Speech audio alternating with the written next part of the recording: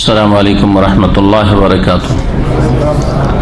إن الحمد لله نحمده ونستعينه ونستغفره ونعوذ بالله من شرور أنفسنا ومن سيئات أعمالنا. من يهده الله فلا مضل له ومن يضلل فلا هادي له.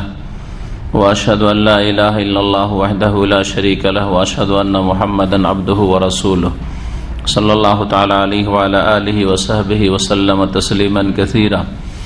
أما بعد فقد قال المؤلف حفظه الله تعالى: إثبات المكر والكيد لله تعالى على ما يليق به.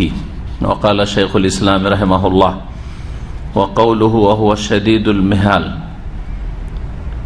وقوله ومكر الله والله خير الماكرين، وقوله ومكروا مكرا ومكرنا مكرا وهم لا يشعرون، وقوله إنهم يكيدون كيدا وأكيد كيدا.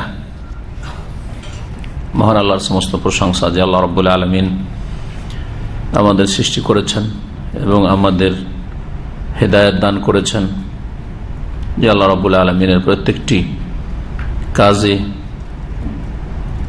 এবং প্রত্যেকটি আদেশ নিষেধে রয়েছে হিকমা, রহস্য, উপকারিতা। সে আল্লাহ রাব্বুল আলামিন যাবতীয় প্রশংসা যে আল্লাহ রাব্বুল আলামিন তার সৃষ্টি জগতে উত্তম কৌশল করেন।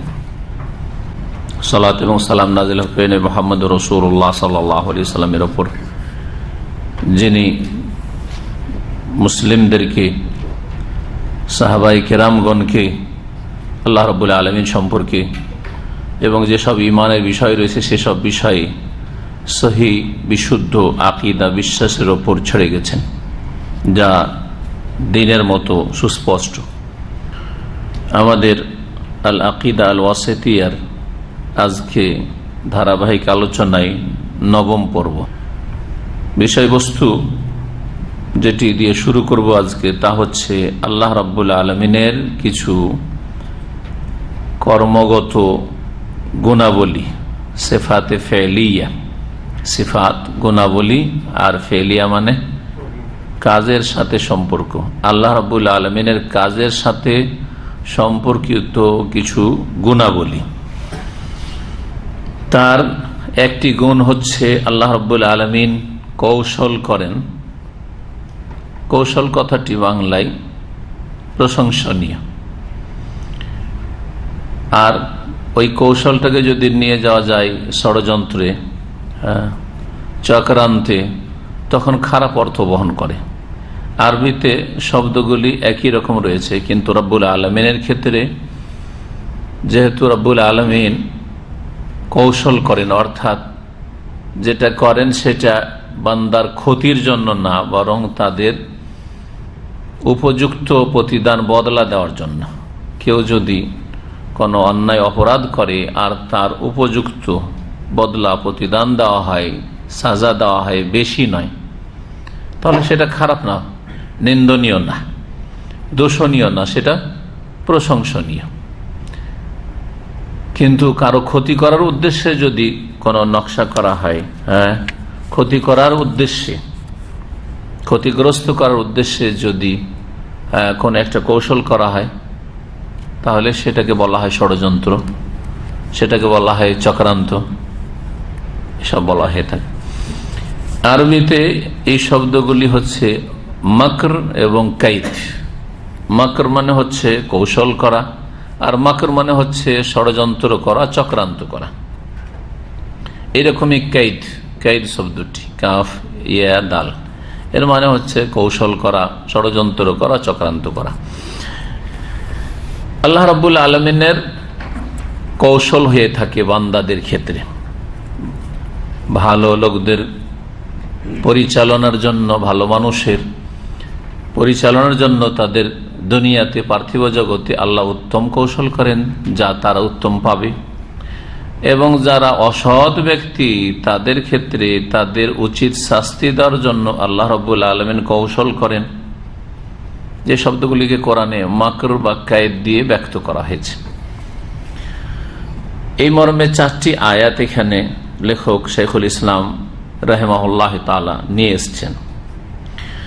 আয়াতগুলি দেখি, তার আগে আল্লামা শেখ সালেহুল ফৌজান বলছেন অধ্যায়ের বিষয়বস্তু সম্পর্কে ইসবাতুল মাকরি ওয়াল কায়দে লিল্লাহি তাআলা, মহান আল্লাহর জন্য মাকর মানে কৌশল, কাইদ মানে কৌশল এর প্রমাণ। আল্লাহ রাব্বুল আলামিন কৌশল করেন, আল্লাহ রাব্বুল আলামিন কাউকে শাস্তি দেওয়ার জন্য তার জন্য যা উপযুক্ত ব্যবস্থা নেওয়া উচিত সেই ব্যবস্থা নেন। এগুলি প্রমাণিত আল্লাহর কাজ হিসাবে, এগুলি আল্লাহর কাজ, সিফাতে ফেরি আল্লাহর গুণ, কর্মগত গুণ। কিন্তু সেটা কিরকম, আলামা ইয়ালিকু বিহি, সেইভাবে সেটাকে বিশ্বাস করতে হবে এবং সেইভাবে সেটাকে সাব্যস্ত করতে হবে যেইভাবে আল্লাহ রাব্বুল আলামিনের জন্য উপযোগী হয়, আল্লাহর জন্য যেভাবে মুনাসিব হয়। অর্থাৎ যেমন বললাম যে একটি কথা বাংলাতে, কৌশল আর ষড়যন্ত্র। ষড়যন্ত্র আল্লাহর জন্য উপযোগী না, এটা খারাপ লোকের চরিত্র ষড়যন্ত্র করা। পক্ষান্তরে কৌশল করা ভালো মানুষের চরিত্র। তো আল্লাহর জন্য সমস্ত ভালো গুণগুলি রয়েছে। যে আয়াতগুলিতে আল্লাহর ক্ষেত্রে কৌশল করার কথা ব্যবহৃত হয়েছে, কোন ক্ষেত্রে হয়েছে, যখন আয়াতগুলি তাফসির বুঝবেন তখন বুঝতে পারবেন যে আল্লাহ কেমন কৌশল করেন, কাদের সম্পর্কে কৌশল করেন। মহান আল্লাহ সূরা রাদের আয়াত নম্বর 13-তে ইরশাদ করছেন, ওয়া কাউলুহু তাআলা, মহান আল্লাহর বাণী, ওয়া হুয়া শাদীদুল মিহাল, আর তিনি আল্লাহ প্রবল কৌশলকারী। শাদীদ কঠিন বা বড় কৌশলকারী। মেহালের একটি অর্থ হচ্ছে কৌশলকারী হওয়া, কৌশল করা, মাহাল থেকে। আর মেহালের আর একটি অর্থ হচ্ছে কঠিন, এ অর্থ। এই শব্দগুলির অর্থ শেখ সালিহ ফৌজান হাফিজাহুল্লাহ যেভাবে করেছেন, অন্যান্য যারা ভাষাবিদ তাদের কাছ থেকে নকল করে শোনাই তাহলে স্পষ্ট হবে। বলছেন ওয়াহুয়া আই আল্লাহ সুবহানাহু, আল্লাহ সুবহানাহু ওয়া তাআলা তিনি শাদীদুল মিহাল, বড় কৌশলকারী। আল মাহলু ফিল লুগাতে, আবিধানিক অর্থ হচ্ছে মাহাল শব্দটি, মাহাল থেকে মা মিম হা লাম, এখান থেকে মেহাল, এই শব্দটির অর্থ হচ্ছে আশিদ্দাতু, কঠিন বা কঠোর হওয়া, শক্ত হওয়া।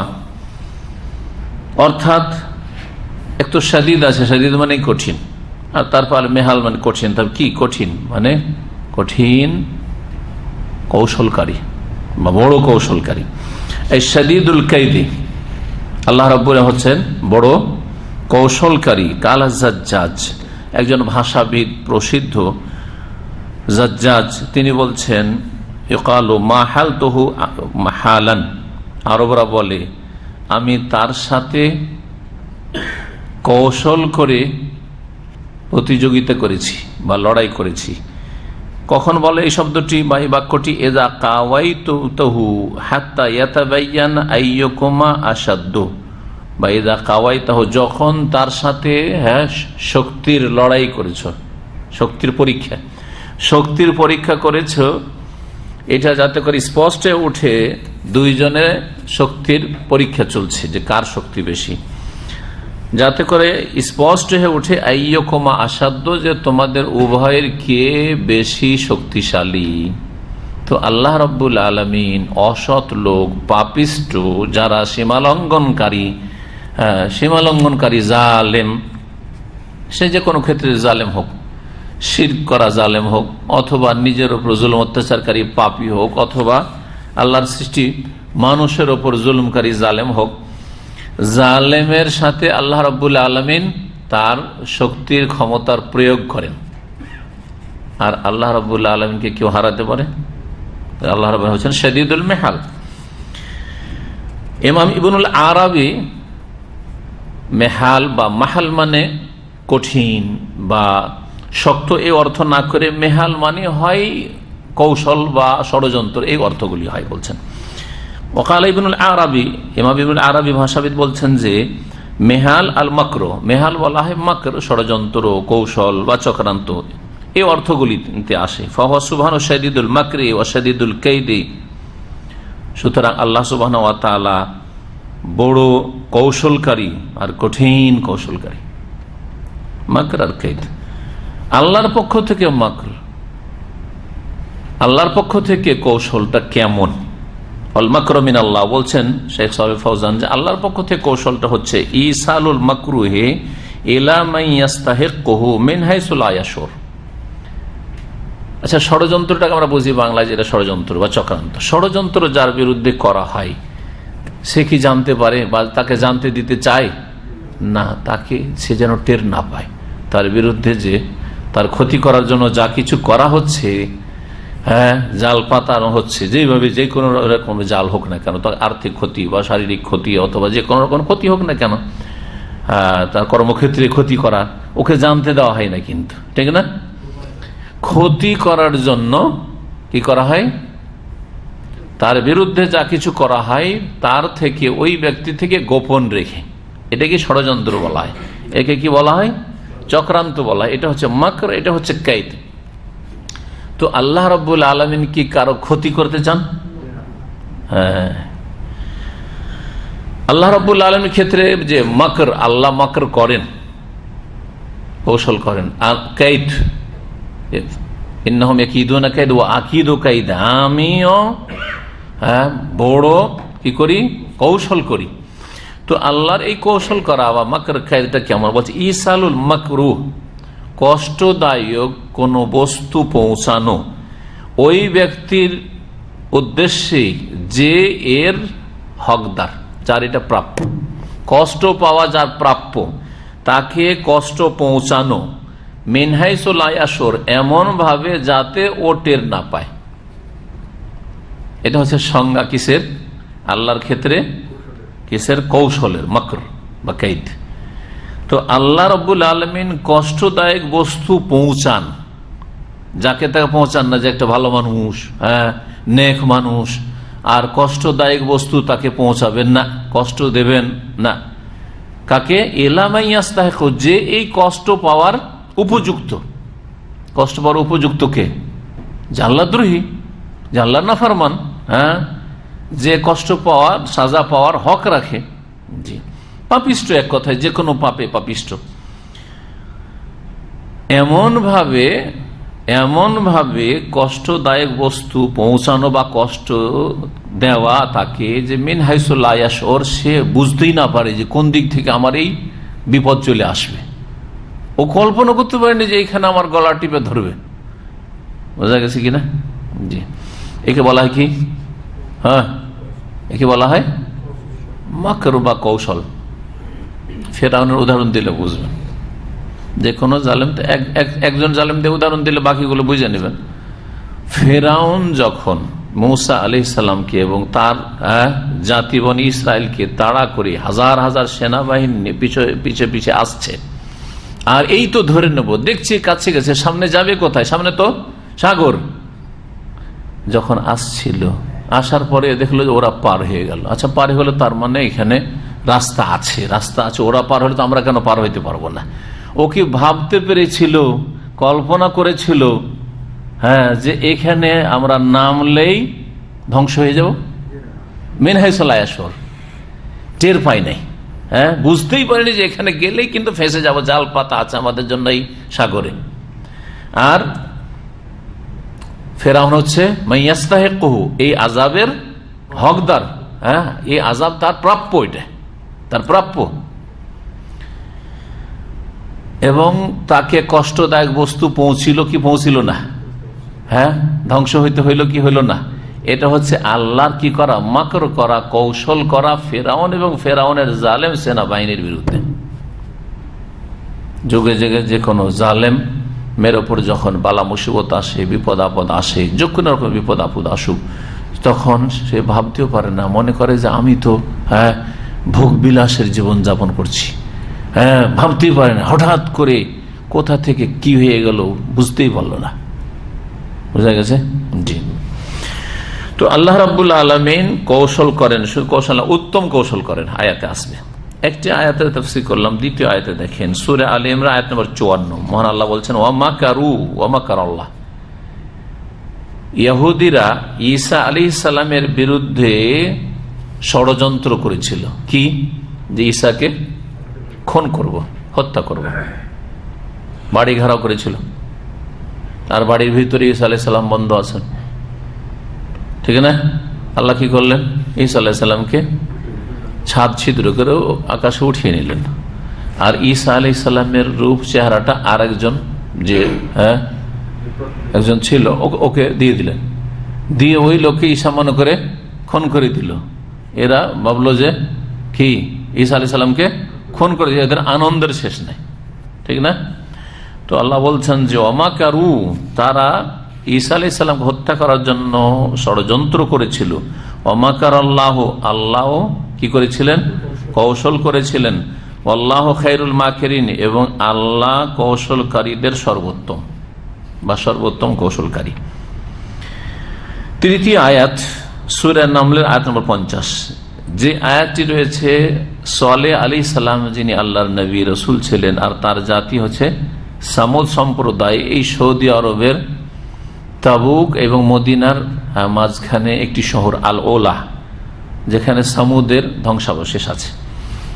ওই এলাকার লোককে যে আল্লাহ ধ্বংস করেছিলেন আযাব দিয়ে, যাদেরকে উষ্ট্রি দেওয়া হয়েছিল, যা দুধ দিত, গোটা জাতি দুধ খেয়ে তাদের পেট ভরে যেত, কিন্তু এই নিয়ামতে তারা মর্যাদা দিল না, নবীকে অমান্য করলো তারা, এবং সেই উটটিকে জবাই করে ফেললো। আল্লাহর আযাব আসলো 3 দিনের মধ্যে, তাদের অবসর দেওয়া হলো যে 3 দিন খুব খেয়ে দে নাও, তামাত্তাউ ফি দারিকুম সালাসাতু আইয়াম যালিকা ওয়াদুন গায়রু মাকযুব।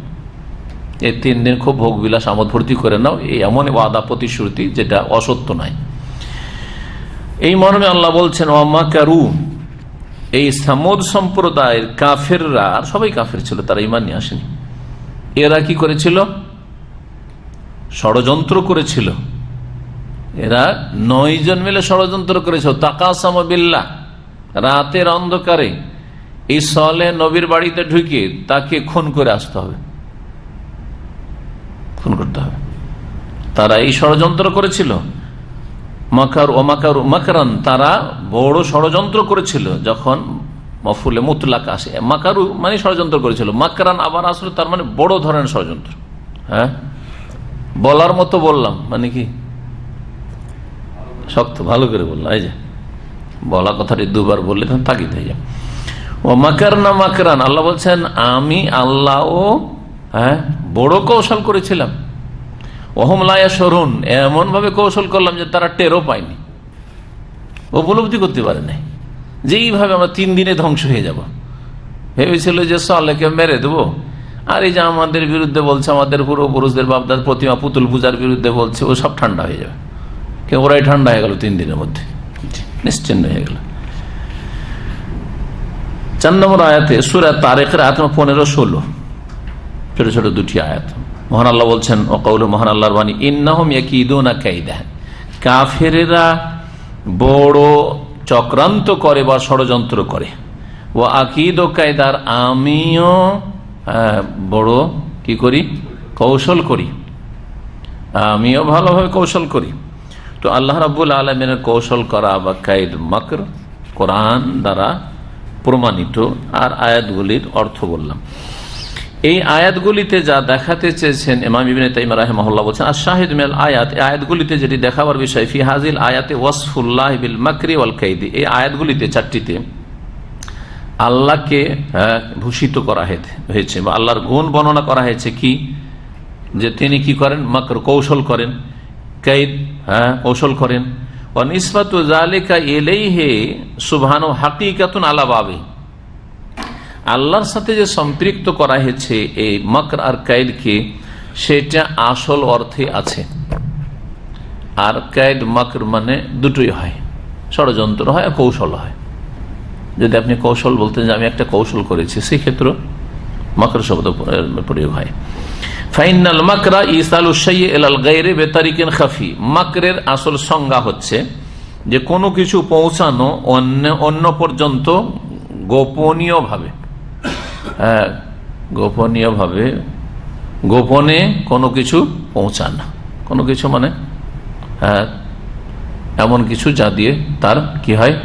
ক্ষতি হয়, কিন্তু যদি সেই ব্যক্তি ক্ষতির হকদার হয়, তার ক্ষতিটাই হচ্ছে তার পাপের প্রায়শ্চিত্ত, তার যেটা উচিত শাস্তি হয়েছে বললেন আমরা। আর যদি দেখা যায় একটা নিরীহ লোক আর তার এরকম করে ক্ষতি করা হয়েছে, তাহলে সেটা বলবো যে জুলুম হয়েছে।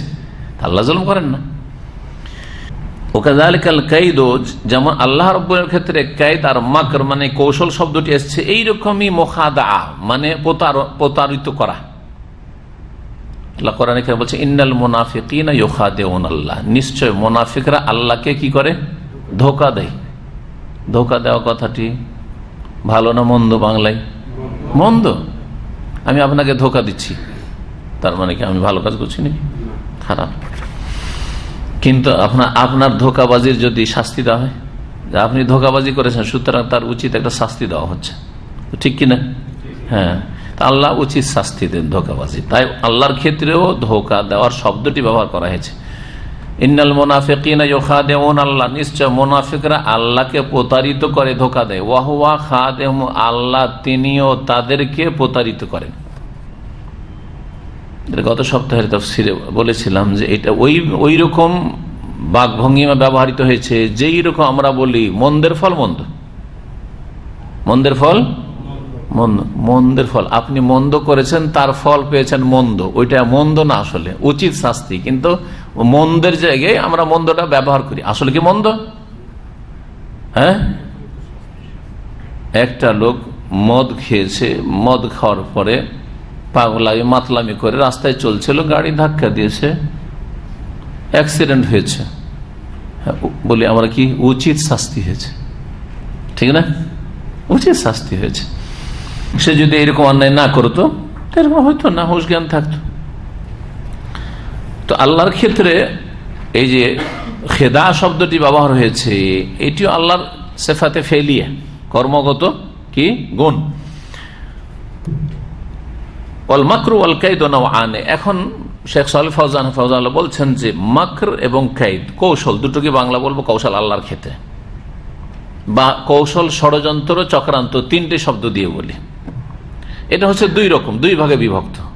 এটা হচ্ছে দুই ভাগে বিভক্ত। একটা হচ্ছে কবিহুন, একটা নোংরা, আর একটা হচ্ছে হাসানুন, উত্তম। একটা হচ্ছে ভালো, একটা হচ্ছে মন্দ। এক কথায় কবিহুন কোনটা? কোনটা খারাপ? লোকটা খুব মক্কর চক্কর করেছে, খারাপ অর্থে ব্যবহার করি, তাই না? কখন খারাপ হবে?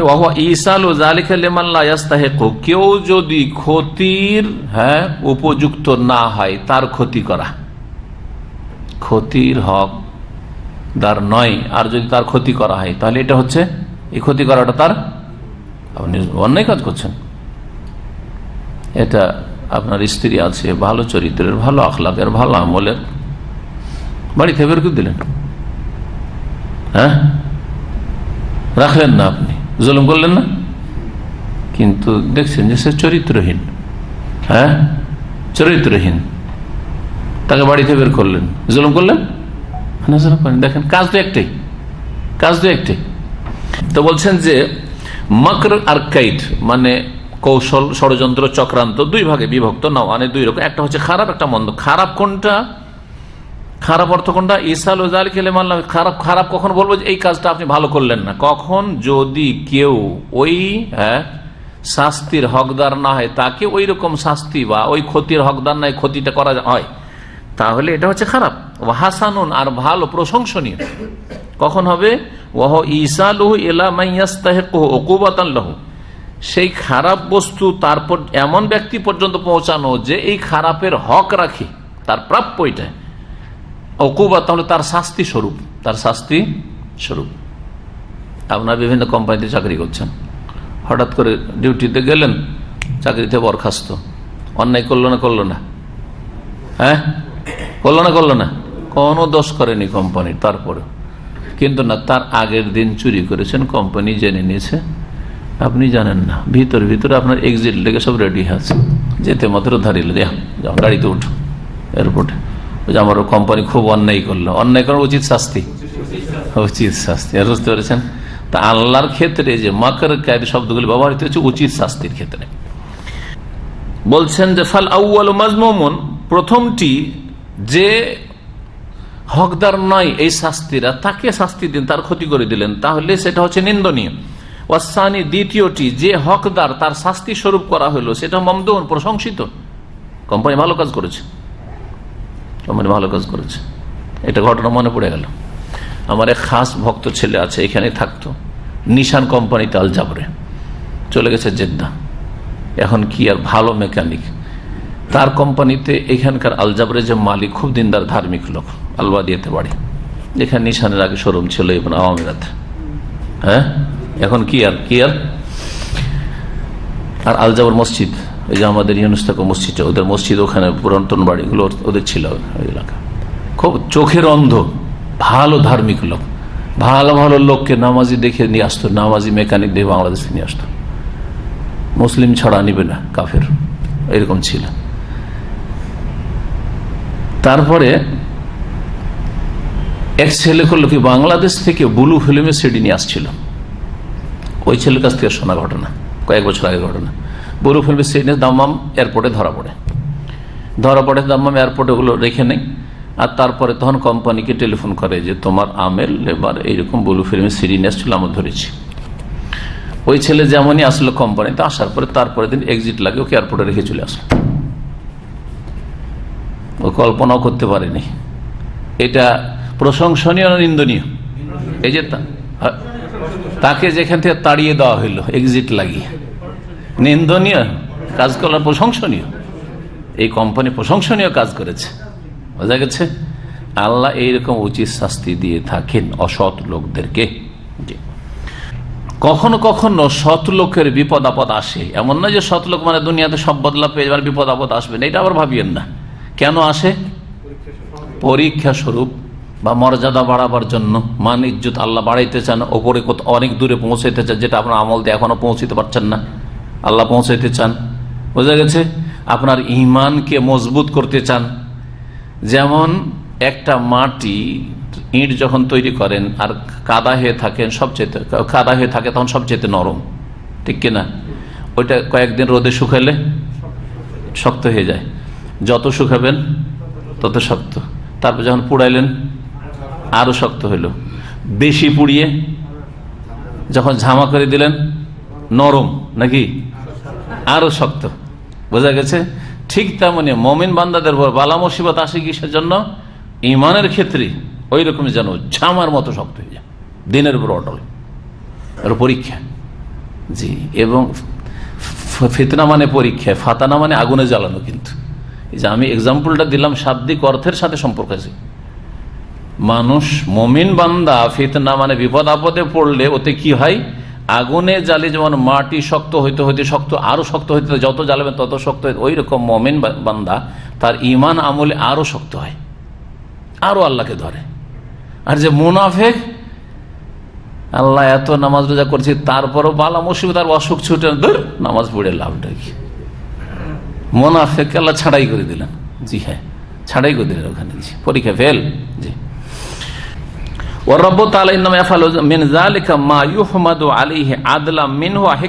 আল্লাহ রব্বুল আলামিন যিনি আমাদের প্রতিপালক, তিনি যে কৌশল করেন, কৌশল মা ইউহমাদু আলাইহি, এমন কৌশল করেন যার ওপর আল্লাহর প্রশংসা করা হবে।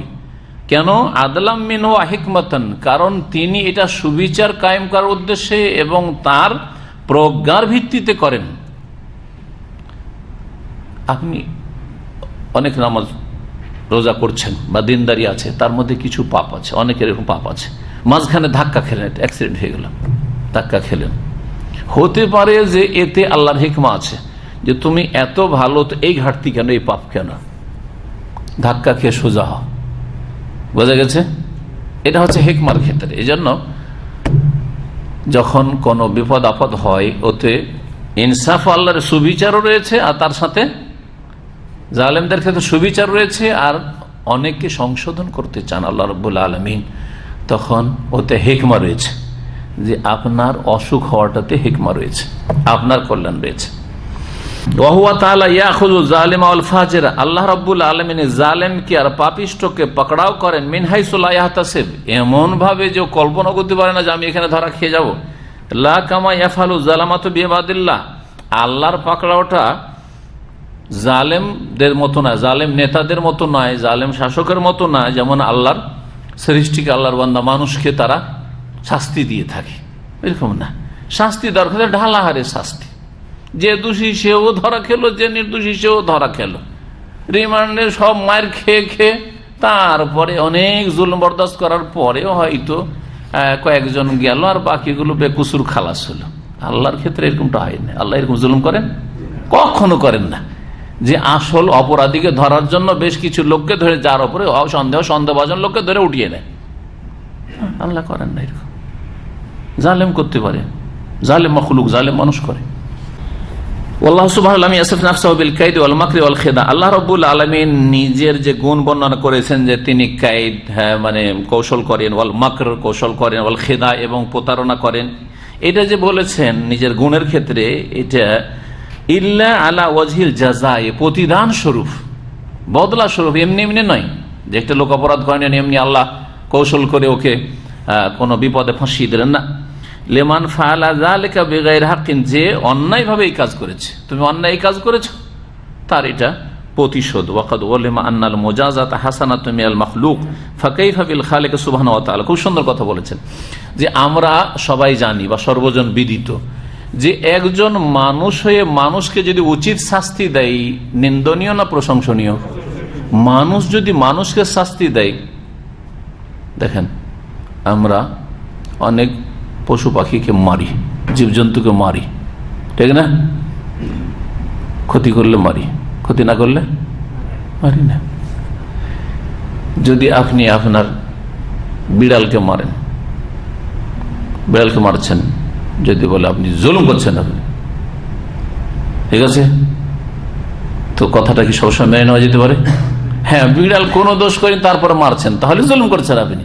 কিন্তু না, বিড়ালে আপনার বাড়ি কিছু নষ্ট করছে, হ্যাঁ, মুরগি ধরে খেয়ে নিচ্ছে, এরকম মেলা কিছুর ক্ষতি হইতে পারে, আপনার বাচ্চার ক্ষতি করে দিচ্ছে, নুচে নিয়েছে, বা এইরকম মেলা কিছু হইতে পারে। একটা উদাহরণ দিলাম। তখন যখন জানবে মানুষ, তখন বলবে যে না, উচিত কাজ করেছেন, ভালো কাজ করেছেন। তো অন্য সৃষ্টির ক্ষেত্রে হোক অথবা মানুষের ক্ষেত্রে, মানুষের ক্ষেত্রে বা সৃষ্টির ক্ষেত্রে যদি বদলা দেওয়ার জন্য কোনো শাস্তিমূলক কোনো কাজ করে বা কৌশল করে, আমাদের দেশে জাল পেতে রাখে না, এঁদুর ধরার জন্য, তার আরো কিছু ধরার জন্য, হ্যাঁ, ইত্যাদি। তো যদি মানুষের পক্ষ থেকে প্রশংসনীয় হয়, ফাকাইফা বিল খালিক সুবহানাহু ওয়া তাআলা, তাহলে আল্লাহ সুবহানাহু ওয়া তাআলা যদি বদলা দেওয়ার জন্য, শাস্তি দেওয়ার জন্য কোনো কিছু করেন, তো এটা কি প্রশংসনীয় নয়? ভালো কাজ করেছেন আল্লাহ রাব্বুল আলামিন, এই জালেমকে যে আল্লাহ ধ্বংস করেছেন, আল্লাহ ভালো কাজ করেছেন। এই হচ্ছে আল্লাহর কৌশল। তারপরে বলছেন সতর্কীকরণ, নিসবাতুল কাইদ ওয়াল মাকরি ওয়া নাহবিহিমা ইলাইহি সুবহানাহু ওয়া তাআলা মিন ইতলাকিল ফিলি আলাইহি তাআলা। এই আল কাইদ করা মানে কৌশল করা, মাকর কৌশল করা, এইরকম শব্দগুলি যে আল্লাহর ক্ষেত্রে ব্যবহৃত হয়েছে, বা মাহাল শাদীদুল মেহাল, এগুলো হচ্ছে মিন ইতলাকিল ফিলি আলাইহি, আল্লাহ রাব্বুল আলামিন সম্পর্কে ক্রিয়ার ব্যবহার, মানে আল্লাহ এই কাজগুলি করেন। কি বলবেন? আল্লাহ এই কাজগুলি করেন। ওয়াল ফিলু আওসা মিনাল ইসম, আর ক্রিয়া ইসম মানে নাউনের চাইতে, নামের চাইতে বেশি ব্যাপক অর্থ বহন করে। অর্থাৎ আল্লাহর ক্ষেত্রে এই কাজগুলি আল্লাহ করেন, এই কথা বলতে পারবেন, কিন্তু আল্লাহ যেহেতু কৌশল করেন, আল্লাহর নাম রেখে দিলেন কৌশলকারী, এটা চলবে না। কৌশলকারীটা হচ্ছে নাম, ইসম, আর কৌশল করেন এটা হচ্ছে ভার্ব, ক্রিয়া, আল্লাহর কাজ। তো আল্লাহ কৌশল করেন, মাকারু আসল না, ক্রিয়া, ফেল মাজি, ও আকিদ ও কাইদা, ফেল মোজারে, ফেল ক্রিয়া, ফেল আরবি গ্রামার দিয়ে বুঝেন, ঠিক না? ক্রিয়া আছে, কিন্তু আল্লাহকে কি ইসিম ফাইল কর্তা করা যাবে? মাকারে আম করো, কে পড়েছেন আরবি গ্রামার? কে মন সাহেব পড়েছেন আপনার কেউ? মাকা কৌশলকারীর আরবি কি হবে? মাকের। ষড়যন্ত্রকারী আরবি কি হবে? মাকের। কায়েদ থেকে হবে কায়েদ, প্রতারণা করা, ইউখাদেও আল্লাহ, ঠিক না? ওয়াল্লাযিনা ওয়া হুয়া খাদেউহুম, কিন্তু আল্লাহ রাব্বুল আলামিনকে খাদে বলা যাবে না, যে আল্লাহ প্রতারণাকারী না, এই নাম দেওয়া যাবে না।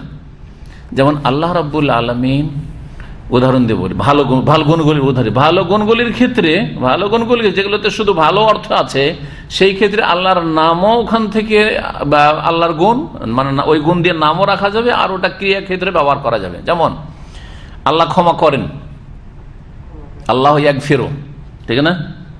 আল্লাহ অমুককে ক্ষমা করেছেন, গাফারাল্লাহু লাহু, আল্লাহ তাকে ক্ষমা করেছেন। দেখেন ফেল ব্যবহার করলাম না, করলাম না? আচ্ছা, এখান থেকে ইসিম ফাইল, কর্তা, ক্ষমাকারী। আল্লাহর ক্ষেত্রে ক্ষমাকারী নাম আছে না নেই? গাফিরুজ জম্বে, গাফির, সূরা গাফির। তারপর গফুর, গফফার আছে না নেই? বড় মার্জনাকারী। কিন্তু মাকর থেকে আর কায়েদ থেকে শুধু ক্রিয়া ব্যবহার করবেন, ভার। আপনি মাকের, কায়েদ বা মাক্কার, আল্লাহ মাক্কার বলা যাবে? নাউজুবিল্লাহ বলা যাবে না, কারণ এইটার একটা খারাপ অর্থ বহন করে আর ভালো অর্থ বহন করে। সুতরাং ক্রিয়ার ক্ষেত্রে ব্যবহার করা যাবে, আল্লাহর নাম মাকের এই কথা বলা যাবে না। এরকম মেলাগুলির ক্ষেত্রে রয়েছে। যেমন আরেকটা উদাহরণ দিই, আল্লাহ রাব্বুল আলামিন ইচ্ছা করেন না, করেন না? ইচ্ছা করাকে আরবিতে এরাদা বলা হয়, বা শাআ ইয়াশাউ, ওয়া মা তাশাউনা ইল্লা ইয়াশা আল্লাহ, ইনশাআল্লাহ, আল্লাহ যদি চান।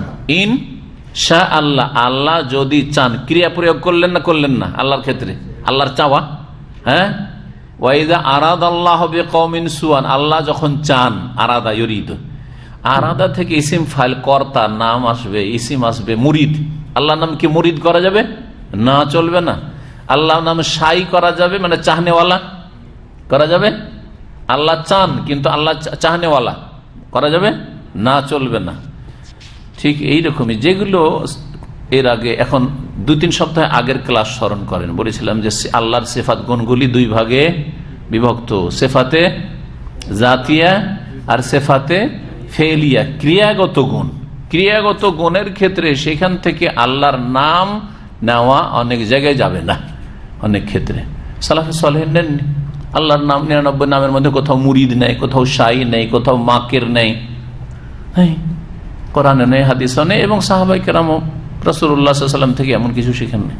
কিন্তু আল্লাহ মাফ করেন, হ্যাঁ, আফুন, হ্যাঁ, গফুরুন নামও এসছে, আর গাফার, আফা ইয়াফু, ইয়াফু আনিস সাইয়্যাত এসছে, ক্রিয়া এসছে। তাই বলছেন ওয়ালিহাযা আতলাকাল্লাহু আলা নাফসি আফআলান, আল্লাহ নিজের ক্ষেত্রে এমন এমন ক্রিয়ার প্রয়োগ করেছেন, লাম ইয়াতাসাম্মা মিনহা বিআসমাইল ফা, যেগুলো দিয়ে আল্লাহ নিজের নামকরণ করেন না। ক্রিয়াগুলো প্রয়োগ করেছেন যে আমি এই কাজ করি, কিন্তু আল্লাহ সেগুলোতে নিজের নাম গ্রহণ করেননি। কা আরাদা ওয়া শাহ, যেমন আরাদা আর শাহ, ফালাম ইয়াসাম্মা বিল মুরিদ ওয়া শাই, আল্লাহকে মুরিদ বলা যাবে না, আল্লাহকে শাই বলা যাবে না। ওয়াকাযা মাকারা করো আকিদ ও কাইদান ফালা ইয়াকর আল মাকির, আল্লাহ আল মাকির, আল্লাহ আল কায়েদ, এগুলো বলা যাবে না। কারণ লিআন্না মুসাম্মায়াতিহা, যার নাম কায়েদ রাখবেন আর মাকির রাখবেন, সে কৌশলকারী হইতে পারে, আবার চক্রান্তকারী হইতে পারে। খারাপ দিকও আছে আর ভালো দিক আছে। সুতরাং আল্লাহর নাম এগুলো ক্ষেত্রে রাখা চলবে না। কিন্তু ক্ষমা করার ক্ষেত্রে ভালো দিকই আছে, মার্জনার দিক থেকে ভালো দিক আছে, দয়ার দিক থেকে রাহেমায়ার হামো আর রাহিমুন, রহমানুন নামও আছে, হ্যাঁ, আর কি আছে? ক্রিয়া ফেলও আছে।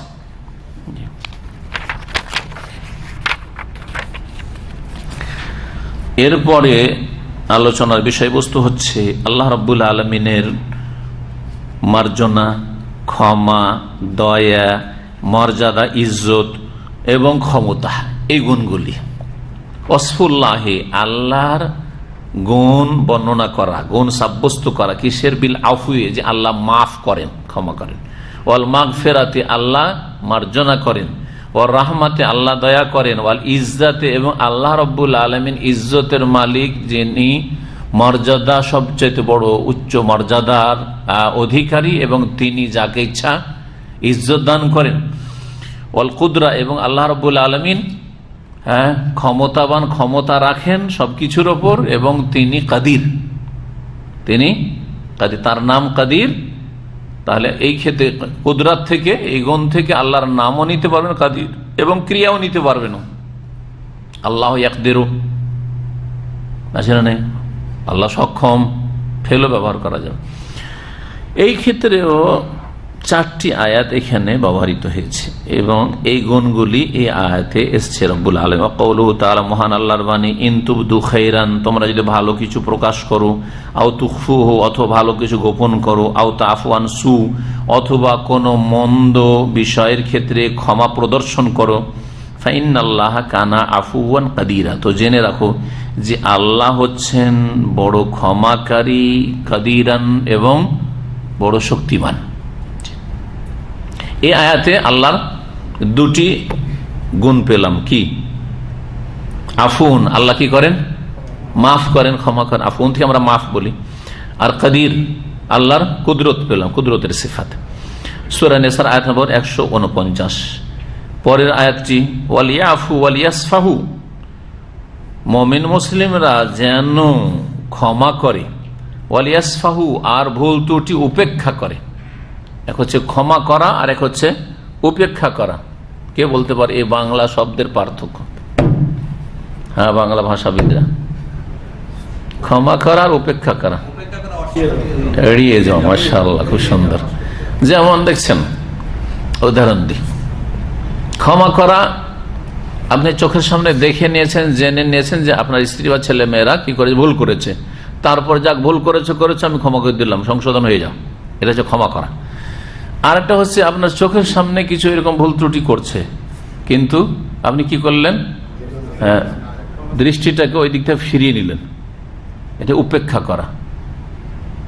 দেখছেন এইখান থেকে, দেখছেন যে একটা লোক এমন একটা কিছু উঠিয়ে নিয়ে চলে গেল যেটা আপত্তিকর, একটা কিছু করে চলে গেল এখান থেকে আপত্তিকর।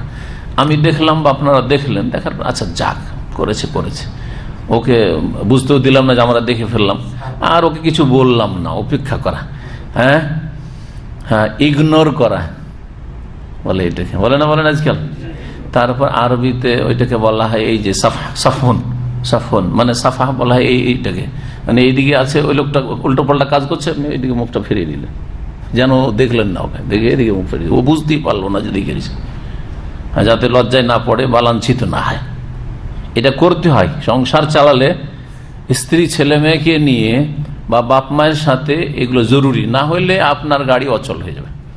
আপনি প্রত্যেকটি ক্ষেত্রে যদি স্ত্রীর ভুল ধরেন, লবণ কেন বেশি, আরেকদিন লবণ কেন কম, আচ্ছা ঝাল কেন বেশি, আর তারপরের দিন ভয়ে ঝাল কমিয়ে দিয়েছে, আজকে ঝাল কেন নেই, কোনো স্বাদ নেই, প্রত্যেকটি ক্ষেত্রে ধরাধরি শুরু করেন। অনেকে আছে বিদেশে থাকে, তুই আমার বাড়ি থেকে যেতে পারবি না, তোর বাপের বাড়ি যেতে পারবি না, শুনেছে ওর মা অসুস্থ, আর থামতে পারি না, আবেগেও চলে গেছে, আমার বিনা হুকুমে তুই পা কেন উঠালি, আরে বাপরে, তালাক তালাক তালাক। মূর্খ লোক, এরা কোনোদিন সংসার করতে পারবে না। ওই ক্ষেত্রে কি করা, ওইটাকে উর্দু ভাষা নজর আন্দাজ করা, মানে দেখার পরও, জানার পরও যেন আপনি জানেননি যে ও গেছে ওর মায়ের বাড়ি, বাপের বাড়ি।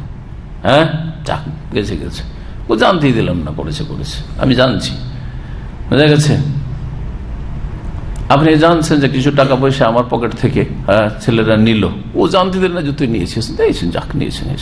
কিন্তু বড় ধরনের অপরাধ হয় যেখানে দেখছেন যে এইভাবে যদি ছেড়ে দেওয়া হয়, 500 রিয়াল বের করে নিয়ে চলে গেছে। এখন যদি ও বাচ্চাকে বলে যান এইখানে আমি ইগনোর করলাম, উপেক্ষা করলাম, তাহলে তো বেড়ে ডাকাত হয়ে যাবে। আজকে আপনার পকেটে তো আরেকজনের পকেটে বের করে নিবে, কিন্তু ধরেন স্কুলে যাবে, 5 টাকা আপনাকে না বলে বের করে নিয়েছে। আরে প্রত্যেকটি ক্ষেত্রে আমি না দিলে 1 টাকা বের করবি না। এইটা হচ্ছে এমন কড়া ক্রান্তি ধরা যে দিয়ে ছেলে মানুষ করা যাবে না, বোঝা গেছে। এটা বলা উপেক্ষা করা, এটাকে বলা হয়। হ্যাঁ, আল্লাহ মাফ করার সাথে কি উপেক্ষা করতে বলেছেন, ফাফু ওয়াসফাউ, মাফও করো এবং কি করো, দরগুজার করা, নজর আন্দাজ করা, উপেক্ষা করা, ইগনোর করা, এটা। জি, ওয়ালিয়াফু ওয়ালিয়াসফাহু, মাফ যেন করে দেয় মুসলিমরা, ওয়ালিয়াসফাহু, এবং উপেক্ষা করে। তারপরেও দেখছেন ভুল স্বীকার করেছে, মাপ চেয়ে এনেছে, তারপরে ছোটখাটো কিছু ভুল করছে, জাগা বুঝতে দিলাম না, জানতে দিলাম, কিছু বললাম না। আলা তুহিব্বুন, তোমরা কি পছন্দ করো না, ইয়াগফিরাল্লাহু লাকুম, যে আল্লাহ তোমাদেরকে ক্ষমা করে দিক। তার মানে হে মুসলিমরা, তোমরা যদি কাউকে ক্ষমা করো আর যদি উপেক্ষা করো, সব ক্ষেত্রে কড়া করে না ধরো, ছাড় দাও, তাহলে আল্লাহ তোমাদের কি করবেন? মাফ করে দেবেন, ক্ষমা করবেন। আল্লাহ গফুর রহিম, আল্লাহ গফুর, আল্লাহ রাহিম। আল্লাহর নাম হচ্ছে গফুর, আর তিনি গফার ইয়াগফিরু, ক্ষমা করেন, করেছেন, করেন। রহিম, তিনি দয়ালু, আল্লাহর নাম হচ্ছে রহিম, এবং তিনি রহম করেন, রাহিমা ইয়ারহামু। জি, সূরা নূরের আয়াত নম্বর 22। জি, এই আয়াতে কি পেলাম? আল্লাহর গুণ হচ্ছে মাগফিরাত, ক্ষমা করা। আল্লাহর গুণ হচ্ছে রহমত। তৃতীয় আয়াত, ওয়ালিল্লাহিল ইজ্জাতু ওয়া লিরাসূলিহি ওয়া লিল মুমিনিন ওয়ালাকিন্নাল মুনাফিকিনা লা ইয়ালামুন। ইজ্জত মর্যাদা তো সত্যিকার আল্লাহর রয়েছে, আল্লাহ ইজ্জত মর্যাদার অধিকারী। ওয়া লিরাসূলিহি, এবং তাঁর রাসূল সাল্লাল্লাহু আলাইহি সাল্লামের জন্য ইজ্জত মর্যাদা রয়েছে যা আল্লাহ দিয়েছেন। ওয়ালিল মুমিন, এবং মুমিন মুসলিমদেরকে আল্লাহ ইজ্জত মর্যাদা দান করেন। ওয়ালাকিন্নাল মুনাফিকিন, কিন্তু মুনাফিকরা আসল বিষয়টা জানেন না, মনে করে যে পয়সাতে ইজ্জত, নেতৃত্বে ইজ্জত, দুনিয়ার ভোগবিলাসের সামগ্রীতে ইজ্জত, অথবা এইরকম ষড়যন্ত্র করে, ইসলামের বিরুদ্ধে ষড়যন্ত্র করে আমাদেরকে ইজ্জত মিলবে না, ইজ্জত মিলবে না। এখানে মুনাফিকদের ক্ষেত্রে যেখানে বলা হয়েছে এটাই বোঝানো হয়েছে যে ইজ্জতের মালিক হচ্ছেন আল্লাহ রাব্বুল আলামিন, কারণ তিনি হচ্ছেন আজিজ, তার নাম হচ্ছে ইজ্জত থেকে আজিজ। আল্লাহর নাম হচ্ছে আজিজ, এবং ইজ্জত কার গুণ? সবচেয়ে বড় মর্যাদার অধিকারী আল্লাহ, ওয়ালিল্লাহিল ইজ্জা। এবং আল্লাহ যখন আজিজ, তখন তিনি ইজ্জত কাকে দান করেন? তার প্রিয় বান্দাদেরকে। তার প্রিয় বান্দা হচ্ছে আম্বিয়া রাসূলগণ, তার প্রিয় বান্দা হচ্ছে তারপরে মুমিন মুমিনাত। আর মুনাফিকরা আল্লাহ দ্রোহী, আল্লাহর শত্রু, সুতরাং তাদেরকে আল্লাহ লাঞ্ছিত করেন। কিন্তু মুনাফিক বুঝে না। এখানে আল্লাহর ক্ষেত্রে গুণ পাওয়া গেল কিসের? ইজ্জতের। ওয়া কাউলুহু আন ইবলিস, এবং মহান আল্লাহর বাণী ইবলিস সম্পর্কে। কালা, ইবলিস বলেছিল এই কথা আল্লাহকে, ফাবে ইজ্জাতিকা, হে আল্লাহ তোমার ইজ্জতের মর্যাদার শপথ, লাউগবিয়ান্নাহুম আজমাইন, আদম এবং আদম সন্তান সকলকেই আমি অবশ্যই পথভ্রষ্ট। ওয়ালিল্লাহিল ইজ্জাতু ওয়া লিরাসূলিহি ওয়া লিল মুমিনিন, সূরা মুনাফিকুন আয়াত নম্বর 8। আর ইবলিস সম্পর্কে, ইবলিস যে বলেছিল আল্লাহকে যে আল্লাহ তোমার ইজ্জতের কসম করে বলছি, যখন এই আদমের জন্য আমাকে বিতাড়িত হইতে হইল, অভিশপ্ত হইতে হইল, তো আমি কাউকে ছাড়বো না, আমাকে তুমি ক্ষমতাটা দাও যে তাদের রক্তের সাথে মিশে যেতে পারি, আর তাদেরকে কুমন্ত্রণ দিতে পারি, আর তাদের সকলকে আমি পথভ্রষ্ট করব। কিন্তু তারপর আয়াত রয়েছে, ইল্লা ইবাদাকা মিনহুমুল মুখলাসিন, তবে তোমার যারা খাঁটি বান্দা হবে ওরাকে আমি পারবো না। এ কথা কোরআনে বলে দেওয়া হয়েছে। তাহলে খাঁটি বান্দা যদি হইতে পারেন তো ইবলিস কোনো চান্স পাবে না। ইবলিসের চালা জিন শয়তান, মানুষ শয়তান কখনো বিভ্রান্ত করতে পারবেন না। কিন্তু যখনই আল্লাহর খাঁটি বান্দা নয় ভেজাইলা বান্দা হবেন, তখনই মানুষ শয়তান, জিন শয়তান গোমরা করার জন্য চান্স পেয়ে যাবে। যার ফলে অনেককে দেখা যায় অনেক হেদায়েত হয়ে গেছে, অনেক এলেম কালাম শিখে নিয়েছে, তারপরে বেদিন, পাপিষ্ঠ, বিভিন্ন বিভ্রান্তির শিকার, গোমরাহির শিকার। এটা কখন হয়? যখন খাঁটি বান্দা হইতে পারে না। মুখলাসিন, ইখলাস। জি, আল্লাহ যেন আমাদেরকে ইখলাস দান করে।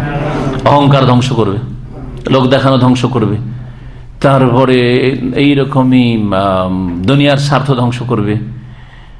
আখিরাতের বড় নিয়ামতের সামনে দুনিয়ার ভোগের সামগ্রীকে প্রাধান্য দেওয়া, দুনিয়ার সামান্য কিছু মজা স্বাদে লিপ্ত হয়ে আখিরাতকে তিক্ত করা, এগুলো ধ্বংস করবে। এই আয়াতগুলিতে, 4টি যে আয়াত হলো, তাতে কি রয়েছে? আল্লাহর গুণ বর্ণনা করা হয়েছে যে আল্লাহ হচ্ছেন আফুন, ওয়াসফুল্লাহ, আল্লাহর গুণ বর্ণনা করা হয়েছে তিনি মাফ করেন, ওয়াল কুদরাতে তিনি ক্ষমতাবান, ওয়াল মাগফিরাতে তিনি ক্ষমা করেন, ওয়াল রাহমাতে তিনি দয়া করেন, ওয়াল ইজ্জা এবং তিনি মর্যাদার অধিকারী, তিনি যাকে ইচ্ছা মর্যাদা দান করেন। তুতিল মুলকা মান তাশাউ ওয়া তানজিউল মুলকা মিম্মান তাশাউ ওয়া তুইজ্জু মান তাশা।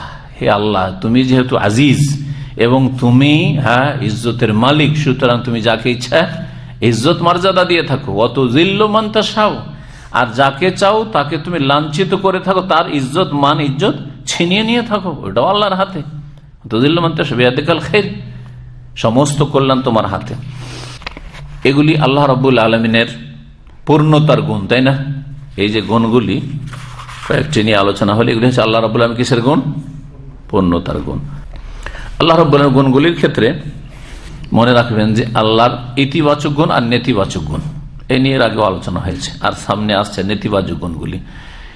কোরআনের পদ্ধতি বা হাদিসে যে আল্লাহর গুণগুলি বা কোরআন কারীমে যে আল্লাহর গুণগুলি গুণাবলী বর্ণনা করা হয়েছে, তাতে একটা হচ্ছে ইতিবাচক গুণাবলী আর একটা হচ্ছে নেতিবাচক গুণাবলী। আল্লাহ এইরকম এইরকম এইরকম এইরকম, আর আল্লাহ এমনটা নন। প্রথমটা যেটা ইতিবাচক গুণাবলী আল্লাহ রাব্বুল, সেগুলি বিস্তারিত বর্ণনা করা হয়েছে, তফসিলের সাথে বর্ণনা করা হয়েছে। এই কায়দাটা নীতিমালা মনে রাখবেন। ইতিবাচক পজিটিভ গুলো বিস্তারিত বর্ণনা, ডিটেলস বর্ণনা করা হয়েছে, আর যেটা নেতিবাচক সেগুলো সংক্ষেপ, মুজমাল সংক্ষেপে বর্ণনা করা হয়েছে। আপনাকে ভালো বলার জন্য বা যে কোনো মানুষকে প্রশংসা করার ক্ষেত্রে আমরা সাধারণত এই পদ্ধতিটা অবলম্বন করি। ওই লোকটির মধ্যে এই ভালো গুণ আছে, এই ভালো গুণ আছে, এই ভালো গুণ আছে। ভালো গুণগুলি কিন্তু আমরা একটা একটা করে অনেকগুলি গণাই, করি না। আর খারাপ লোকটি নয়, এই ক্ষেত্রে একটা কথাই দিয়ে অনেক সময় সেরে দিই। লোকটির মধ্যে খারাপ কিছু দেখতে পাই না। লোকটি দয়ালু, লোকটি ভদ্র, লোকটার মধ্যে এই গুণ রয়েছে, লোকটা 5 ওয়াক্ত নামাজি, লোকটা আল্লাহ ভীরু, লোকটার মধ্যে এই রয়েছে, এই রয়েছে, এই রয়েছে। দেখেন পজিটিভ গুলো কিন্তু আমরা অনেকগুলি গণাই, আর নেগেটিভ একটা বলে যথেষ্ট, তাই না? তো কোরআনে কারীমে দেখবেন ওই রকমই আল্লাহ রাব্বুল আলামিন ইতিবাচক গুণগুলি যত বিস্তারিত বর্ণিত হয়েছে, নেতিবাচক গুণগুলো অত বিস্তারিত নেই। জি, আয়াতুল কুরসি সম্পর্কে শুরুতে বলেছিলাম, তাতে ইতিবাচক আছে আর নেতিবাচক আছে না নেই? আল্লাহু লা ইলাহা ইল্লা হুয়াল আল হাই আল কাইয়ুম, ইতিবাচক আর নেতিবাচক? ইতিবাচক। হ্যাঁ, তিনি চিরঞ্জীব, আল কাইয়ুম, সবকিছুকে তিনি ধারণকারী। তারপরে লা তাখুযুহু সিনাত ওয়ালা নওম, তাকে নিদ্রাও ধরে না আর তন্দ্রাও ধরে না। না, দুটো হয়ে গেল। কারণ এগুলো হচ্ছে দুর্বলতা, কমজোরি। যদি তিনি ক্লান্তি হয়ে যান, তাকে যদি নিদ্রা ধরে, তিনি যদি ঝিমান, তাহলে তিনি রব হইতে পারেন না, ত্রুটি। মানুষের ক্ষেত্রে যে ঝিমায়, যে ঘুমায়, তাকে কি মানুষ কি বলবে? অলস, অ্যাক্টিভ নয়, সক্রিয় নয়। তো সৃষ্টির ক্ষেত্রে যেগুলি দোষ, আল্লাহ রাব্বুল আলামিনের ক্ষেত্রে অবশ্যই এগুলো দোষ। তারপরে আরেকটি বিষয় নিয়ে আলোচনা করি, কিছু সময় যেহেতু আমার হাতে আছে। বলছেন শেখ সালেহ ফজল হাফেজ, ইসবাতুল ইসমে লিল্লাহি ওয়া নাফিউল মাসালি আনহু বা নাফিউল মিসলি আনহু। ইসবাতুল ইসমে লিল্লাহ, আল্লাহর নামের প্রমাণ, আল্লাহর নাম রয়েছে এবং আল্লাহর কোনো কিছুর সাথে তুলনা নেই। নাফিউল মিসলি আনহু, আল্লাহ থেকে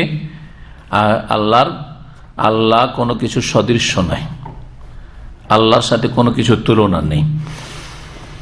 এই ক্ষেত্রে 5টি আয়াত নিয়ে এসছেন লেখক। বলছেন ওয়াকাউলুহু তাআলা তাবারাকা ইসমু রাব্বিকা যিল জালালি ওয়াল ইকরাম, বরকতময় তোমার প্রতিপালকের নাম। তাবারাকা ইসমু রাব্বিকা, তাবারাকা ইয়া তাবারাক, কিন্তু ইয়া তাবারাকা মোজারে কখনো ব্যবহার হয় না আরবি গ্রামারে। হে মুহাম্মদ সাল্লাল্লাহু আলাইহি ওয়াসাল্লাম বা হে বান্দা, তোমার প্রতিপালকের নাম বরকতপূর্ণ বা বরকতময়। আল্লাহর নামই যদি বরকতপূর্ণ হয়, তো আল্লাহর জাত কত বরকতপূর্ণ, ঠিক না? আল্লাহর নাম বলা হয়েছে মানে এই নয় যে আল্লাহর সত্তা বরকতপূর্ণ নয়। নামই যদি এত বরকতের হয়, তাহলে সেই সত্তা কেমন? যদি বলা হয় যে আপনার নামটা বড়ই সুন্দর, প্রশংসা, তার নামই যদি এত সুন্দর হয়, তো লোকটা কত সুন্দর।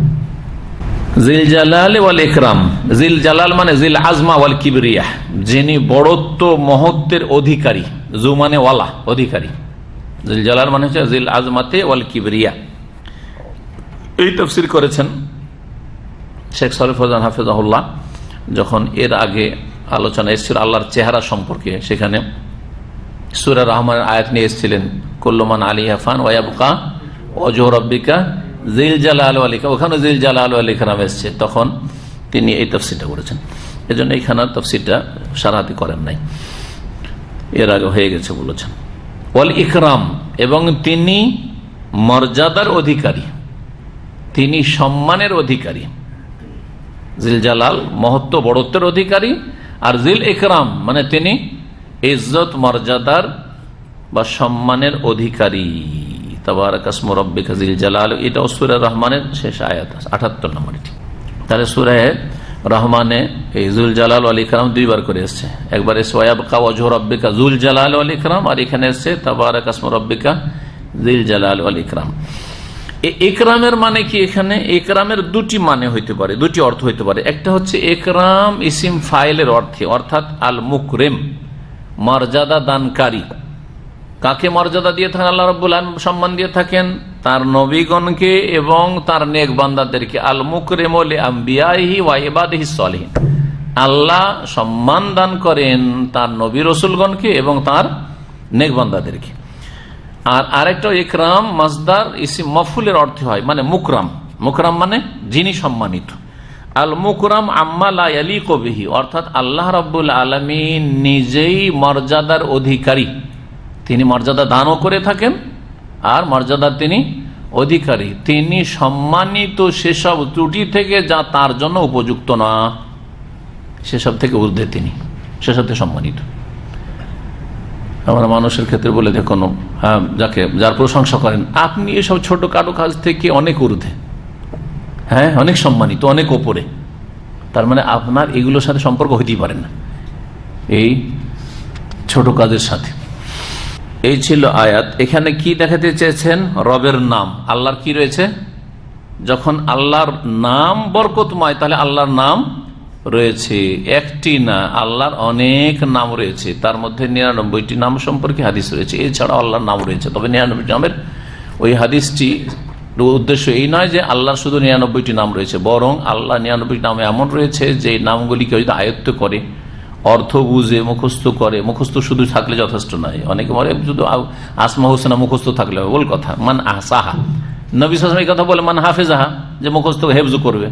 মান আহসা, যে আয়ত্ত করবে। আয়ত্ত করার অর্থ হচ্ছে ব্যাপক, যে ওই নামগুলি জানলো, মুখস্থ সিরিয়াল হিসাবে থাকার না থাক, নামগুলি জানলেন, আপনার সামনে আসলে বুঝতে পারছেন এগুলি কার নাম? আল্লাহর নাম। এটা হচ্ছে এক আয়ত্তের একটা দিক। 2 নম্বর, ওর অর্থ বুঝা।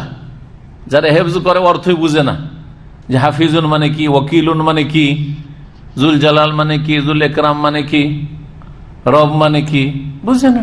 না, অর্থ জানা হচ্ছে আয়ত্ত করা, এটা দ্বিতীয় পদ্ধতি। তৃতীয় হচ্ছে অর্থ জানার পরে এবং সেই নামগুলি জানার পরে সেগুলি আমলে পরিণত করা, বাস্তবায়ন করা।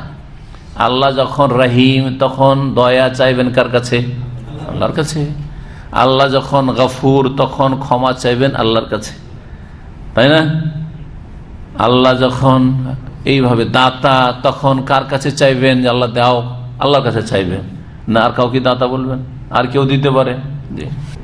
আল্লাহর নাম, সুন্দর সুন্দর নাম, ওয়ালিল্লাহিল আসমাউল হুসনা, আল্লাহর শুধু নাম না, সুন্দর সুন্দর নাম রয়েছে। ফাদউহু বিহা, সেগুলি দিয়ে দোয়া করো। তাহলে বোঝা দোয়া করাটাও আয়ত্ত করা, শুধু মুখস্থ করা নয়, দোয়া করা হচ্ছে আয়ত্ত করা, তাহলে জান্নাতে যাবে। হাদিস সহিহ বুখারীতে রয়েছে। দ্বিতীয় আয়াত সূরা মারইয়াম আয়াত 65, ফাবুদহু, আল্লাহর ইবাদত করো, ওয়াস্তাবির লিইবাদাতি, এবং তার ইবাদতে অটলতা অবলম্বন করো। হাল তা'লামু লাহু সামিয়া, তার মতো কারো নাম রয়েছে? সামিয়ান ইসমুন থেকে এটা একটা অর্থ করলাম। হাল তা'লামু সামিয়া, আল্লাহর মতো, আল্লাহর নামের মতো যদি কারো নাম না থাকে, তো আল্লাহর গুণের মতো কারো গুণ নেই। হ্যাঁ, যখন আল্লাহর গুণের মতো কারো গুণ নাই, তো আল্লাহর সাথে কারো তুলনা নেই, ঠিক না? সেই জন্য সামিয়ানের কি বলছে, যেটা ভাব অর্থ করে থাকে, হাল তা'লামু সামিয়া, মানে আল্লাহর কোন সমকক্ষ কেউ আছে কি? আল্লাহর কোন সমকক্ষ আছে কি? ওয়ালাম ইয়াকুল লাহু কুফুয়ান আহাদ, আল্লাহর কোন কেউ সমকক্ষ নয়। কুফুয়ান মানে হচ্ছে বরাবর হওয়া, সমতুল্য বা সমকক্ষ। আল্লাহর কোন সমকক্ষ বা সমতুল্য নেই। সূরা ইখলাসের আয়াত নম্বর 4, শেষ আয়াত। এখানে এই গুণগুলি ইতিবাচক না নেতিবাচক? শুনছেন না, বুঝেন না? কিছু কিছু যেহেতু আকীদার আসমা সিফাতের বিষয়, তো একটু মন দিয়ে শুনতে হবে, তাহলে বুঝবেন। হ্যাঁ, ইতিবাচক না নেতিবাচক? হ্যাঁ, নেতিবাচক না। আল্লাহর সমকক্ষ কেউ নেই, এই যে না করলেন, এটা হচ্ছে নেতিবাচক, নেগেটিভ। ওয়াকাউলুহু, মহান আল্লাহর বাণী, ফালা তাজআলু লিল্লাহি আনদাদা, আল্লাহর জন্য কোন শরীক অংশীদার সাব্যস্ত করিও না। ওয়া আনতুম তা'লামুন, জেনে শুনে, জানছো তাওহীদ ইসলাম, জেনেছো, কোরআন পড়ছো, অর্থ বুঝছো, বোঝার ক্ষমতা আছে, তারপরে আল্লাহর শরীক স্থাপন করবে, না, জানার ব্যবস্থা আল্লাহ দিয়েছেন, আল্লাহ ওহী নাযিল করেছেন, আল্লাহ আম্বিয়া রাসূল পাঠিয়েছেন। জেনে শুনে তোমরা আল্লাহর সাথে শরীক সাব্যস্ত করিও না, মানে আল্লাহর কোন শরীক তাহলে নেই। ইতিবাচক না নেতিবাচক? নেতিবাচক। আল্লাহর শরীক নেই। ডিটেলস বর্ণনা করেন সংক্ষেপে, সংক্ষেপ দেখেন, এটা সংক্ষেপ। আল্লাহর কোনো শরীক নেই, এ কথা বলেন। আল্লাহর দুর্গাও শরীক নেই, লক্ষ্মীও শরীক নেই, সরস্বতীও শরীক নেই, হ্যাঁ বোঝা গেছে। আল্লাহর জিলানিও শরীক নেই, আর আপনার চিশতিও শরীক নেই। একটা একটু আল্লাহ বয়ান করেনি, সংক্ষেপ সংক্ষেপ। নেতিবাচকটা হচ্ছে সংক্ষেপ। আল্লাহর কোনো শরীক নেই, জিনও শরীক নেই, মানুষও শরীক নেই, জীবিত শরীক নেই, মৃত শরীক নেই। একটি কথাতে সমস্ত কিছু চলেছে, আল্লাহর কোনো কিছু শরীক না। চন্দ্র সূর্য আল্লাহ শরীক, আল্লাহর মখলুক, আল্লাহর সৃষ্টি। কিন্তু আল্লাহকে একটা একটা করে বলেছেন, কিছু কিছু ক্ষেত্রে অল্প, যেখানে বিস্তারিত কিছু বর্ণনা করেছেন সেটাও নেগেটিভের ক্ষেত্রে অল্প। সূরা বাকারা আয়াত নম্বর 22। ওয়া মিনান নাস মান ইয়াত্তাখিযু মিন দুনিল্লাহি আনদাদা, আরেকটি আয়াত আল্লাহর ভালোবাসার ক্ষেত্রে। অনেকে মুশরিক বহুত্ববাদী, আল্লাহর মতো বা আল্লাহর চাইতেও বেশি মুশরিকরা তাদের দেবদেবীকে ভালোবাসে, হ্যাঁ তাদের বুজুর্গকে ভালোবাসে। তাদের সামনে যদি এটা পরীক্ষা করতে হয়, স্বীকার করবে না? স্বীকার করবে না একজন মুশরিক সহজে, বিশেষ করে মুসলিম সমাজের মুশরিক কখনো স্বীকার করবে না যে আল্লাহর চাইতে বেশি আমি ভালোবাসি। ওকে কে বললো? কিন্তু আপনি আল্লাহ সম্পর্কে উল্টো পাল্টা বলে দেন, আপনি বলিয়েন না, আল্লাহ না করে বলতে হয়। কিন্তু কোন নাস্তিক, বেদিন, ইসলামের দুশ্মন আল্লাহকে যদি গাল দিয়ে দেয় তো অত তাদের কষ্ট হয় না, বা রাগ হয় না, বা রক্ত গরম হয় না। যত রক্ত গরম হয়ে যায় কেউ যদি বলে জিলানি কিছুই দিতে পারে না, মৃত, গালও দিলেন না আপনি। জিলানিকে গাল দেওয়া হইল এটা নাকি? জিলানি জীবিত না মৃত? জিলানি কিছুই দিতে পারে না, কোনো কিছু টের পাই না। খাজা মঈনুদ্দিন চিশতি মৃত, কবরে চলে গেছেন, সবাইকে মরতে হবে, তিনি কিছুই দিতে পারেন না, বরং কিছুই জানেন না যে কে কি বলছে। এত বড় কথা, হ্যাঁ আমাদের এত বড় বড় বুজুর্গানের দিন, যাদের মাধ্যমে ভারত উপমহাদেশ ইসলাম, তাদের বিরুদ্ধে এত বড় কথা। হ্যাঁ, রক্ত এত গরম হয়েছে যে আপনাকে খেয়ে নেবে, ঠিক না? তাহলে কোরআনের কথা সত্য কি না? জি হ্যাঁ, যে আল্লাহর চাইতে বেশি ভালোবাসে তাদের উপাস্যদেরকে। অমিনান নাস মান ইয়াত্তাখিযু মিন দুনিল্লাহি আনদাদা, আর কতক মানুষ এমন আছে মানুষের মধ্যে যারা আল্লাহকে বাদ দিয়ে অন্য শরীক সাব্যস্ত করে, অন্য শরীক অংশীদার সাব্যস্ত করে বা তারা স্থাপন করেছে। ইউহিব্বুনাহুম কাহুব্বিল্লাহ, তাদেরকে ভালোবাসে ওই সব শরীকগুলিকে আল্লাহর ভালোবাসার মতো, আল্লাহর ভালোবাসার মতো। ওয়াল্লাযীনা আমানু, আর সত্যিকার যারা মুমিন তারা আশাদ্দু হুব্বান লিল্লাহ, আল্লাহকে তাদের দেবদেবীকে যতটা তারা ভালো, তার চেয়ে বেশি ভালোবাসে। সত্যিকার যদি মুওয়াহিদ তাওহীদকে বুঝা মুসলিম হয়, সে যে কত আল্লাহকে ভালোবাসে, কাফের মুশরিক বহুত্ববাদী যতই ভালোবাসুক তাদের বাতিল উপাস্যদেরকে, একজন মুমিন আল্লাহকে যত ভালোবাসে সেই ভালোবাসার কাছে তাদের ভালোবাসার কোনো তুলনা নেই। জি দেখেন, তাদের ভালোবাসা যারা তাওহীদ বুঝে না, মুশরিক, তাদের ভালোবাসা শয়তান ওয়াসওয়াসা দিয়ে যদি তাকে সাজিয়ে পেশ করে, হ্যাঁ যে তুই চিশতির মাজারে গিয়ে কিছু পালি, আটরসিকে কিছু পালি, হ্যাঁ মাইজ ভান্ডারিতে কিছু পালি, শাহজালাল কিছু পালি, তাহলেই ওই ভালোবাসা প্রদর্শন করে। আর যদি শয়তান তাকে যদি এটা ঢুকিয়ে দেয় তার মগজে, তুই যাচ্ছিস কিছু পাইস না, তো ভালোবাসা কোথাও উধাও হয়ে যাবে, ঠিক না? পক্ষান্তরে একজন মুমিন মুওয়াহিদ মানুষ সুখে থাকলেও আল্লাহকে ভালোবাসে, দুঃখে থাকলেও আল্লাহকে ভালোবাসে, সুস্থ থাকলেও আল্লাহকে ভালোবাসে, অসুস্থ থাকলেও আল্লাহকে ভালোবাসে। হ্যাঁ, যত পরীক্ষা করে আল্লাহ তত ভালোবাসে, তত ধরে আল্লাহকে, ঠিক না?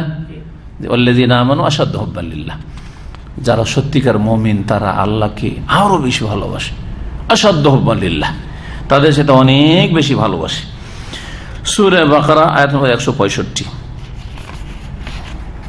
এই আয়াতগুলিতে যা দেখাতে চেয়েছেন লেখক সংক্ষেপে শেখ সালেহ ফজল বলছেন, আন্না ফিহা ইসবাতা ইসমিল্লাহি ওয়া তাযীমিহি ওয়া ইজলালিহি, এতে আল্লাহর নামের প্রমাণ রয়েছে, যে আল্লাহর নাম আছে, তাবারাকা ইসমু রাব্বিকা, তারপর হাল তাআলামু লাহু সামিয়া, তারপর ওয়া ফিহা নাফিউস সামিয়া ওয়াল কুফরি, আর এতে না করা হয়েছে আল্লাহর সমকক্ষ সমতুল্যকে। আল্লাহ ইয়াকুল্লাহু কুফুয়ান, আল্লাহর সমকক্ষ কেউ নেই। হাল তাআলাম, আল্লাহর কোন সমকক্ষ আছে কি? আল্লাহর নামের মতো কারো নাম আছে? আল্লাহর গুণের মতো কারো গুণ আছে? তো এগুলো না করা হয়েছে। অনিদ এবং শরীকের না করা হয়েছে। ফালা তাজআলু লিল্লাহি আনদাদা, আল্লাহর সাথে তোমরা নিদ শরীক সাব্যস্ত করিও না। ওয়া হুয়া নাফিউন মুজমালুন, আর আল্লাহর নেতিবাচক গুণের ক্ষেত্রে না হচ্ছে সংক্ষিপ্ত। যে কথাটি শুরুতে বলেছি কি, যে আল্লাহর গুণাবলীর ক্ষেত্রে কোরআন এবং সুন্নাহর নীতিমালা হচ্ছে যে নেতিবাচকগুলি হচ্ছে মুজমাল, সংক্ষিপ্ত, আর ইতিবাচকটা হচ্ছে মুফাসসাল, মুজমাল আর মুফাসসাল। ওয়া হাযিহি আত-তারিকাতুল ওয়ারিদা ফিল কিতাব ওয়াস সুন্নাহ, এটাই হচ্ছে বর্ণিত পদ্ধতি কোরআন এবং সুন্নাহয়। ফিমা ইউনফা আনিল্লাহি তাআলা, ওই সব গুণাবলী সম্পর্কে যা আল্লাহ, মহান আল্লাহ থেকে না করা হয়েছে। না করার ক্ষেত্রে এটা নেই নেই, বাস নেই বলে দিলি হইল, একটা একটা করে বলার প্রয়োজন আল্লাহ মনে করেননি। ওয়া হুয়া আইয়ুনফা আনিল্লাহি আযজা ওয়া জাল্লা কুল্লা মা ইউদাদ্দু কামালাহুল ওয়াজিব মিন আনওয়াইল উয়ুব ওয়ান নাকাইস, মহান আল্লাহ আযজা ওয়া জাল থেকে না করা, অস্বীকার করা প্রত্যেক সেই সব গুণগুলি বা দোষগুলিকে যেগুলি আল্লাহর পূর্ণতা, আবশ্যক পূর্ণতার পরিপন্থী। আল্লাহ যে সব ক্ষেত্রে পরিপূর্ণ, আল্লাহ জাত সত্তার ক্ষেত্রে, গুণাবলীর ক্ষেত্রে পরিপূর্ণ, এর বিপরীত যে বিষয়গুলি রয়েছে, যে দোষগুলি হইতে পারে, সেগুলিকে না করে দেওয়া।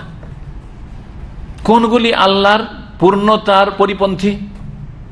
যেগুলি আপনার মধ্যে দোষ, সেগুলি সহজভাবে বোঝার জন্য, আপনার মধ্যে যেগুলিকে দোষ বলে গণ্য করা হয়, আল্লাহ সম্পর্কে যদি বলেন ওগুলো আছে আপনার মধ্যে, যদি বলে আপনার মধ্যে এইটা আছে, তাহলে যদি আমার মানহানি করলেন আপনি, আমার মধ্যে এই দোষ আছে, এটা কেমন কথা? ঠিক আছে, আপনার মধ্যে এগুলি থাকা আপনার ত্রুটির প্রমাণ, তাহলে আল্লাহর মধ্যে যদি ওগুলো থাকে তাহলে ত্রুটি। এগুলো থেকে আল্লাহকে কি করতে হবে?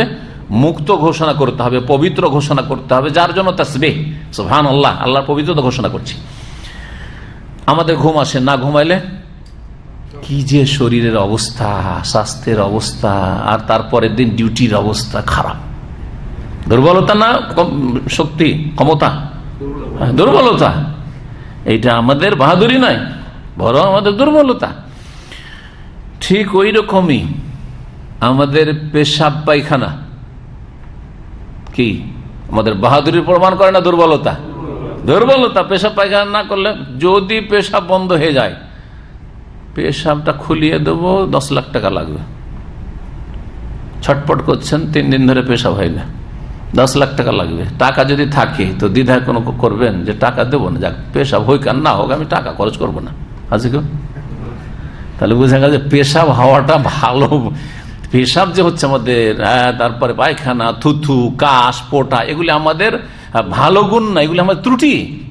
সুতরাং আল্লাহ এগুলি থেকে মুক্ত। বুঝা গেছে? আমাদের ছেলে মেয়ে লাগে, ছেলে মেয়ে হয়, আমাদের স্ত্রী লাগে, স্ত্রী ছাড়া এই জন্য অসম্পূর্ণ। এগুলি আমাদের বাহাদুরি না ত্রুটি? ত্রুটি। স্ত্রী ছাড়া চলবে না, জীবনটা লাইফ অচল। ছেলে মেয়ে ছাড়া লাইফ অচল। আজকে চলবে, কিন্তু 70 বছর 60 বছর বয়স হলে আর চলবে না, তখন তাদের সাহায্য লাগবে, একটু হেল্প লাগবে। সুতরাং আল্লাহর স্ত্রী নেই, লাম ইয়াত্তাখিয সাহিবাতান ওয়ালা ওয়ালাদা, আল্লাহর ছেলে মেয়ে, সন্তান সন্ততিও নাই। বোঝা গেছে না? জি হ্যাঁ, এইভাবে এক কথা এইরকম যেগুলি আমাদের ক্ষেত্রে দোষ হতে পারে, সেগুলি আল্লাহর ক্ষেত্রে দোষ। সুতরাং সেগুলি থেকে আল্লাহ মুক্ত। আল্লাহ রাব্বুল আলামিন থেকে ওই সমস্ত দোষগুলিকে, ত্রুটিগুলিকে না করা যেগুলি আল্লাহর আবশ্যক পূর্ণতার পরিপন্থী। আল্লাহ যে পূর্ণ সবকিছুর ক্ষেত্রে, জাতে সিফাতে, সেগুলির বিপরীত যদি কিছু হয়, পরিপন্থী হয়, কি সেগুলি? মিন আনওয়াইল উয়ুবে, কোনো দোষ ত্রুটি হোক, আর নাকাইস অথবা ঘাটতি হোক। ঘাটতি, আমাদের দুটো হাত না থাকে, কারো যদি একটা হাত থাকে, লোকটা বড় বাহাদুর, এক হাতই সব কাজ করে নিচ্ছে, তাই না? আপনি 2 হাতওয়ালা, আর একটা লোক 1 হাতওয়ালা, কে পূর্ণ? 2 হাতওয়ালা পূর্ণ। তো আল্লাহর ক্ষেত্রে যদি আল্লাহর 1 হাত আছে, 2 হাত নেই, কি বলবেন? চলবে? চলবে না। এই জন্য বলি ইয়াদাহু মাবসুতাতান, বরং আল্লাহর 2 হাত প্রশস্ত। যে বোঝা গেছে। এখানে আজকের আলোচনা শেষ করছি। ও সাল্লাল্লাহু আলা নবিয়িনা মুহাম্মদ ওয়া আলা আলিহি ওয়া সাহবিহি আজমাইন।